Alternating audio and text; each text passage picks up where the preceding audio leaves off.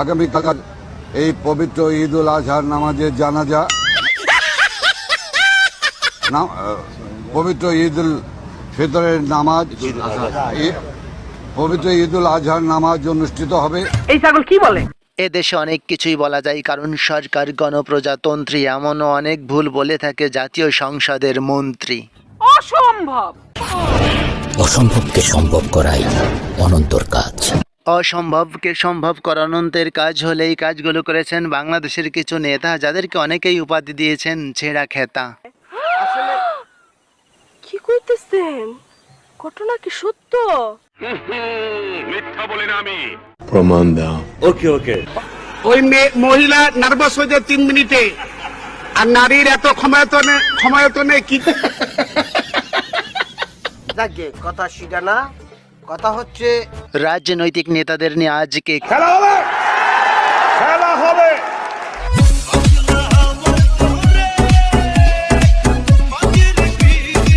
যেহেতু বাংলাদেশের জন্মই হয়েছে 1971-এ, কেমন শোনা যায় কেউ যদি গল্প করে 1916-17, তাও জাতীয় সংসদে। আবল তাবল কথা বলছো কেন? আমি যদি বলি আবল তাবল, তো আমাকে নিঃসন্দেহে বলবেন হয়ে গেছি পাগল। তো পাগল বলার আগে প্রমাণটা নিজের চোখেই দেখে নিন। মাননীয় স্পিকার, 1916-17 অর্থ বছরের সম্পূরক বাজেট মাননীয় মন্ত্রী 2016-17।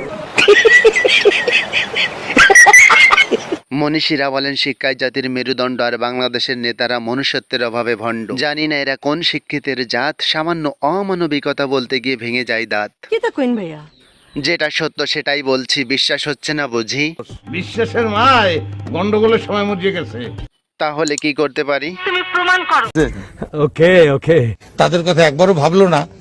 এই অমানিকতা, অমানবিক, আরে দোষ জিবাট কেমন অনামিক অনামিক অনা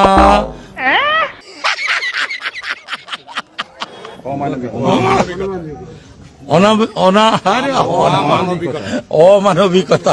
ভাই মারো মুঝে, মারো মারো মুঝে, মারো মারো। নেত্রীর হয়ে চামচায় যখন বক্তব্য দেয় ভুল, বড়ই হাস্যকর হয় সে ভুলের মাসুল। মানেটা নিজের চোখেই দেখে নিন। এই স্বাধীনতার মাসে খালেদা জিয়াকে এক মুহূর্ত ক্ষমতায় দেখতে চাই না।